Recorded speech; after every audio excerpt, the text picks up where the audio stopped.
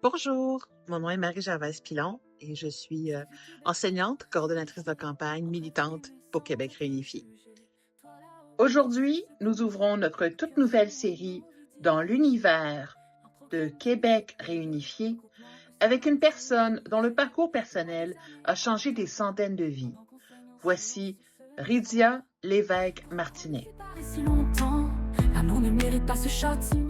pas normal que toute une province va souffrir tous ces délais-là. On a commencé notre relation, ça fait depuis 2017. On a commencé en 2017 notre relation à distance. Puis après ça, on a commencé notre relation en 2017. Puis depuis ce temps-là, j'avais commencé déjà comme à connaître le processus de parrainage. Comme je me disais peut-être que je vais vouloir vivre avec lui au Canada ou peut-être que je vais vouloir au Brésil, je sais pas. En tout cas, tu sais, I was foreseeing the future là. Puis, fait que là, c'est ça. Fait que là, j'étais en train de comme rentrer dans les cours de parrainage, voir comment ça se passait. Puis déjà depuis 2017-2018, juste voir comment ça fonctionnait la situation. Puis, c'est ça. Puis là, tu sais, je suis partie au Brésil puis pour aller vivre avec lui. Puis après ça, on a posé la demande de parrainage en 2022, juin 2022. Et là, je suis revenue au Canada à un moment donné. Puis là, j'ai appris que les délais était différent entre le Canada et le Québec. Et là, ça fait pire. Je faisais quoi? Parce que là, c'est pas normal que toute une province va souffrir tous ces délais-là. Fait que, c'est ça. C'est ça qui a comme. C'était l'étincelle. Oui, c'est ça, parce que comme.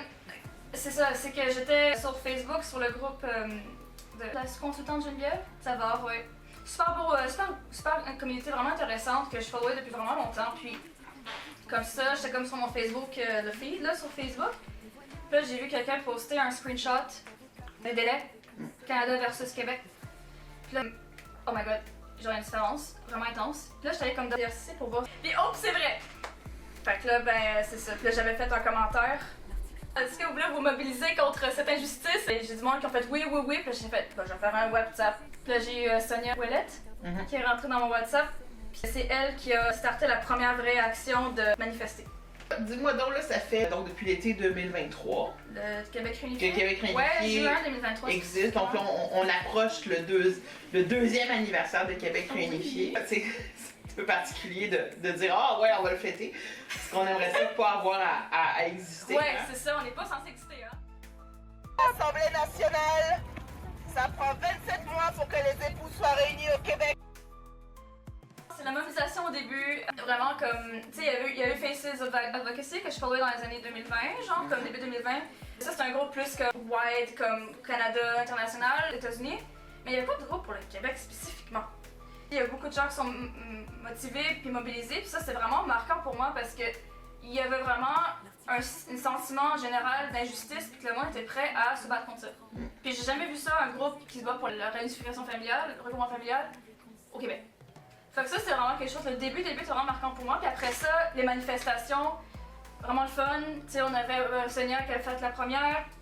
Toutes nos entrevues avec les journalistes, vraiment intéressant que les journalistes prennent le temps de nous écouter puis de partager à la population ce qu'on ressent. On a fait toutes les consultations publiques à l'Assemblée nationale. On a fait des rencontres avec les ministres, mais là, il y a eu tellement de ministres qui ont changé depuis, là. On a fait des consultations, donc on a fait quand même beaucoup de choses, des lettres ouvertes, qui ont été appuyées par plein d'organismes. Il y avait quelqu'un qui disait sur le groupe WhatsApp l'autre jour, je pense que c'est le 4e ministre de l'immigration qui a posé ma demande de parrainage. Seigneur. Oui, mais c'est ça, c'est très drôle, c'est très ironique. On a eu le temps de passer par 4 ministres avant d'avoir notre RP, genre, tu sais. Ouais. Ça, c'est très ironique. C'est très ironique. Qu'on vit de bonheur, puis après ça, c'est comme ça on nous arracherait le cœur. Des voyages, des examens. Les défis, le premier défi, c'est d'être physiquement séparé. Ça, c'est intense. Après ça, le défi de... T'es chanceux d'avoir t'es ici, mais t'as pas les droits d'un RP. Puis ça, tu peux pas avoir la RAMQ si tu travailles pas. Alors ça, c'est un défi pour les familles qui ont pas la RP. Je sais pas, en Australie, ça va loin, là, tu sais. Fait qu'il y a les distances, les coûts de voyage en général qui sont très chers. Il y a des gens qui doivent réhypothéquer leur maison. Il y a vraiment plein d'affaires comme ça. Je suis venue manifester avec Québec réunifié. Que nos vies tremblent. Alors, on accompagne les familles avec une communauté Donc on a WhatsApp, on a Facebook, on a des bénévoles qui sont toujours là pour répondre à des questions, on a un groupe pour les procédures aussi. Donc par exemple, si c'était un couple qui est nouvellement dans l'univers du parrainage, qui ont des informations de comment remplir ce certain formulaire-là, je le comprends pas parce qu'on sait très bien que les formulaires d'IRCC ne sont pas très faciles à comprendre parfois, donc c'est important d'avoir une communauté pour aider ces gens-là. On aide les gens comme à faire valoir leurs droits en tant que famille. Parce que oui, les couples binationaux ça existe et on doit se battre pour nos droits. Parfois on a des journalistes qui nous demandent des témoignages, on prend des témoignages de membres qu'on a qui veulent faire valoir leur histoire. Pour prouver qu'on s'aimait. C'est le futur du Québec. Le Québec est bâti sur l'immigration historiquement. De toutes les facettes, mentalement, physiquement, financièrement, de tout là, c'était vraiment intense. Pour l'historique de notre situation personnelle, on a commencé en 2017, j'avais 17 ans, il venait d'avoir 18 ans. On était encore adolescents, on était très jeunes. Et on était sur internet, puis on se parlait vraiment pendant 2 ans, on se parlait sur internet sans se voir. On a passé 2 ans en distance. Et puis, dès que j'ai fait ma première année de cégep, j'étais en vacances. C'est là que j'ai parti au Brésil, on a essayé de faire un visa pour lui venir me rendre visite. Entre-temps, ça n'a pas passé. Donc là, j'ai fait tout mon voyage au Brésil. Passer 3 mois au Brésil, le voir, c'était vraiment comme magique. C'était vraiment une super belle occasion. Puis après ça, j'ai dû retourner parce que les études continuaient. J'ai dû retourner au Canada. Et puis après ça, la COVID a dit bonjour et là on a commencé à capoter parce que les frontières se fermaient de jour en jour. Et là, Facebook aussi, un des groupes similaires à Québec Réunifié, a vu le jour aussi vers cet temps-là. Il y avait aussi le mouvement Love qui était vraiment très fort aussi à cette époque-là. J'ai adhéré à plusieurs groupes, il y avait plusieurs groupes de Love is Tourism pour plusieurs pays. Puis voilà, règlement pour rentrer et tout. Puis bon, donc là les gens essaient de se réunir malgré la situation. Ça nous a vraiment fait peur parce qu'on ne savait pas si on pouvait se réunir, quand, sous quelles circonstances. Et puis bon, finalement, novembre 2020, j'ai pris un billet d'avion. Last minute, j'ai fait ok, je vais aller au Brésil, je vais vraiment aller le voir, ça faisait comme depuis, presque on était comme séparés depuis la dernière fois que je l'ai vu. Et puis, j'ai pris un billet d'avion, j'ai passé 3 heures la nuit à caler un agent pour me trouver un billet d'avion. Et après ça, je suis partie en fin novembre 2020 et puis vers le mois de janvier, techniquement, j'étais censée retourner à cause de mes études, mais les études étaient en ligne. Alors j'ai fait pourquoi je retournerais? J'ai mes études en ligne. Donc, donc j'ai fait mes cours en ligne. Je suis graphiste, donc je peux aussi travailler si je devais travailler à distance, je travaille sur un ordinateur. Bref, j'étais très chanceuse d'avoir cette situation-là quand même. Donc je suis restée au Brésil, j'ai fait une session de cégep au Brésil. Et après ça, on s'est dit on va se marier parce que je voulais rester plus longtemps au Brésil parce qu'on savait pas quand on allait retourner au Canada un jour, je sais pas. Bref. Et ça faisait longtemps qu'on était en couple anyway, fait que pourquoi pas se marier? Ça allait de soi. Oui, ça allait de soi, donc ça faisait quand même un bout. On s'est mariés, et puis là, j'ai fait une demande de parrainage au Brésil. Et ça prend une journée. C'est que, en fait, pour se marier, on se marie dans la petite ville natale de mon mari, tout le monde nous connaît dans cette ville-là. Donc pour se marier c'est facile, on est à la mairie, puis le notaire, et puis on demande la liste de qu'est-ce qu'on a besoin pour le mariage. Ils envoient la liste, on a nos documents, on se marie. Après ça on s'en va à la police fédérale et on demande la liste pour la RP, pour le parrainage. Ils nous donnent la liste, on regarde les documents, bon ok, on a besoin d'un certificat de police du Canada, on doit pas... il y a plein de trucs comme ça, toutes les backgrounds. Je demande les documents du Canada, ce qui était très long d'abord d'ailleurs. Demander des documents du Canada au Brésil, le Canada c'est très loin, c'est très loin et cher. Et je les ai eus, bon bref, j'ai eu tous mes documents, je suis allée à la police fédérale, j'ai dit au gars, voici ma demande de parrainage. J'ai montré les documents à la police fédérale, elle a dit ok, c'est bon, c'est toi, on prend une photo pour ta carte de RP. Après ça, ils te donnent un protocole, ça s'appelle. C'est un genre de papier provisoire, c'est comme ta RP sur un papier, un bout de papier avec toutes les informations. Et puis après ça, 3 mois plus tard, t'as ta carte résidence permanente et c'est bon, c'est facile. Donc j'ai eu ma RP en un jour et puis j'étais capable de rester au Brésil jusqu'à temps que je revenais et essayer de renouer au Canada. On a vécu au Brésil pendant 2 ans, puis il y a la situation politique qui nous a fait très peur parce qu'on était en pleine élection, ce qui rend le pays instable économiquement. Donc on s'est dit que pour le futur, malheureusement, je pense pas qu'on voudrait bâtir une famille au Brésil. Le pays est génial, j'adore ce pays, mais c'est la situation politique qui nous fait peur. Le salaire minimum, il est autour de 1500 $. Un litre de lait, c'est autour de 1500 $ par mois. Donc ton lait, mettons que c'est en dollars là, 1500 $ par mois, ton lait il te coûte 6 $, un litre. Donc les gens ils vivent sur les cartes de crédit, les financements. Donc tu peux financer ta voiture pendant 30 ans. Tu peux financer une paire de chaussettes pendant 5 semaines par exemple. Ça se vit mais difficilement. Et puis en plus mon père, il pensait aller vivre au Japon. Et puis bon là il avait sa maison ici, il me demandait c'est quoi vos plans? Et puis tout, bon là, finalement on s'est tous entendu dire ok ben on va s'occuper de la maison pendant que lui il va vivre au Japon. Ben, quand t'as l'émotion présente que tu es présentement séparé et que t'as rien d'autre à faire, ben tu te cherches une communauté pour t'aider, pour aider les autres et tu veux bâtir un truc avec les gens. Donc le fait que j'étais seule et tout, ça m'a donné un peu comme, je dirais comme l'énergie à me battre pour les autres. Fait que c'est ça, cette séparation-là m'a comme aidé à me battre pour le reste. C'est un peu bizarre à dire parce qu'en théorie, t'es dépressif, t'as pas d'énergie, mais pour moi, ça m'a donné l'inverse. Ouais, désespoir et colère. Parce que je suis en crise que le gouvernement nous met dans ces situations-là, et puis désespoir parce que ben, je m'ennuie de la personne que j'ai mariée. T'as une vie émotionnelle très riche, évidemment. T'es une artiste. Parle-moi de ton art. J'ai été artiste depuis toute petite. Mes parents ma mère elle est artiste, elle est directrice artistique qui font des illustrations et en fait ils font des illustrations pour les cartes de tarot et puis ils engagent des artistes à chaque année. Donc elle a vraiment une historique elle fait de la peinture, elle fait des illustrations, c'est une artiste dans l'âme, dans toute sa personne. Et puis bon ses parents aussi, mes grands-parents, côté maternel, ma grand-mère elle est artiste, elle est peintre, elle a enseigné l'art. Il fait du piano aussi, musique. Mon grand-père, qui est malheureusement décédé durant la COVID, il était aussi enseignant, il faisait la photographie. Et puis mon beau-grand-père, il est sculpteur. Okay. C'était côté maternel, c'est tous des artistes. Ma tante, elle est danseuse, elle enseigne la danse, ballet et tout.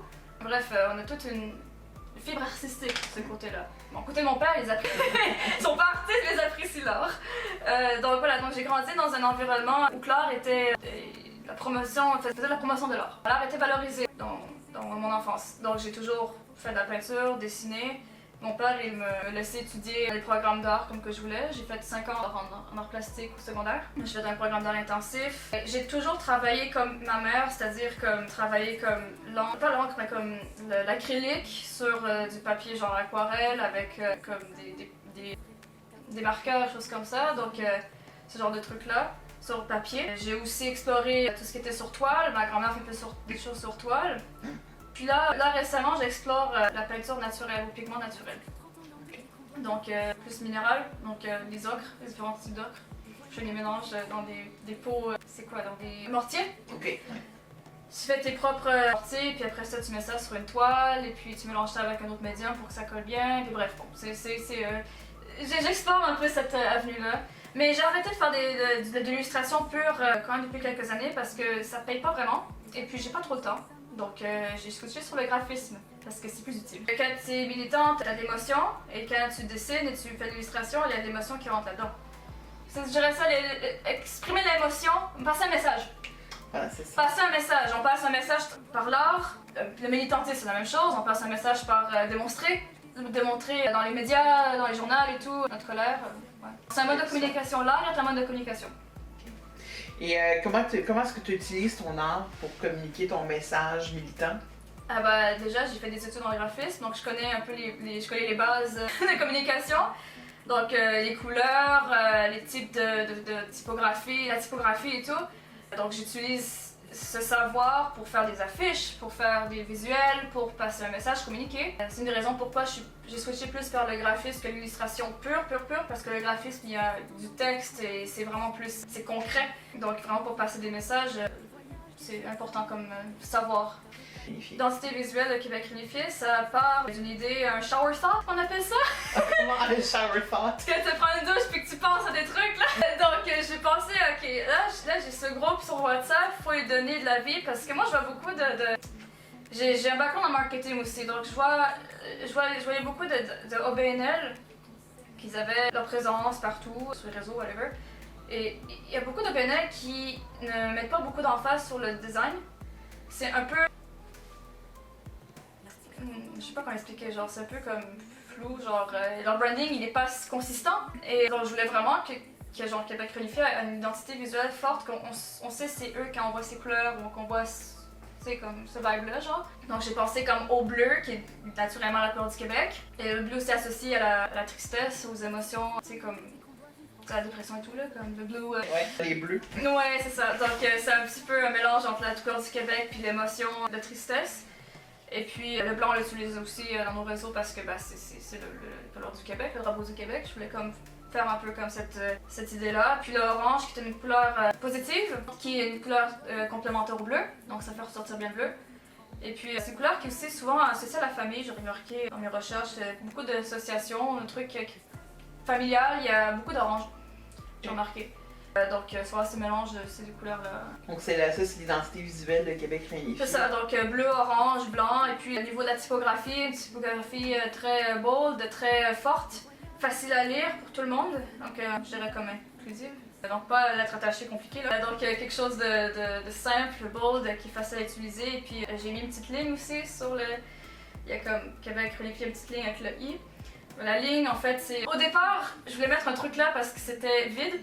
Et là je me suis dit, je vais mettre une ligne parce que déjà ça va remplir bien l'espace sans trop le machin. Et ça donne un peu une idée de vitesse. Donc ligne de vitesse, on veut que ça soit plus rapide. Oui, d'ailleurs, j'ai remarqué que tu l'avais animé. Je l'ai animé, voilà. Donc là, je l'ai animé rapidement, voilà, et là c'était cute. Donc là, voilà, c'est la ligne, on veut que ça soit rapide.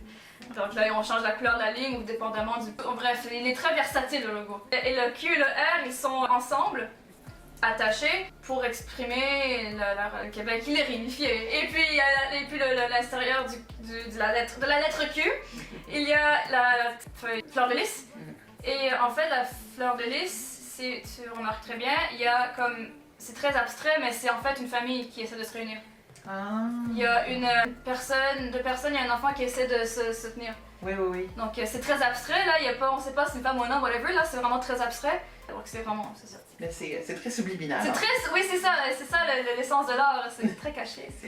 Des examens, des frais. Écoutez, vous arrivez, on est content, on vous accueille, on est ouvert sur le monde. Ensemble, physiquement, donc l'intégration se fait très facilement. On vient à Longueuil, donc Longueuil c'est pas région, c'est pas Montréal, donc on est en entre-deux. Donc il y a la facilité de s'intégrer avec l'anglais de Montréal et le petit côté plus région, vivant à Longueuil, donc il a aussi accès à du bon français bien québécois. Mes voisins ils viennent d'Abitibi, hein? Donc on est bien situés pour un bon mélange d'intégration, je dirais, et par expérience. Il y a beaucoup de communautés immigrantes où que j'habite qui parlent toutes les langues. Donc au niveau intégration, ça se passe très bien. J'ai ma famille qui vit au Québec, ça a un accent très fort vers ces régions-là. Et puis donc voilà, quand on va à Noël, on va à Nicolette, puis on va voir la famille là-bas. Puis sinon au niveau intégration, il travaille à Pub Montréal. Et puis il apprend les mots utilisés pour la cuisine par exemple. La francisation aussi au travail même, qui est superbe, qui est une personne à tous les mardis qui va aller le voir et qui pose des questions, qui lui enseigne le français et puis il y a des petits examens, il passe au niveau et tout. Donc il fait ça depuis l'année dernière. C'est quoi les obstacles que rencontreraient les personnes parrainées dans leur intégration? Ça dépend, moi je dirais le pays d'origine c'est une grosse chose à prendre en considération.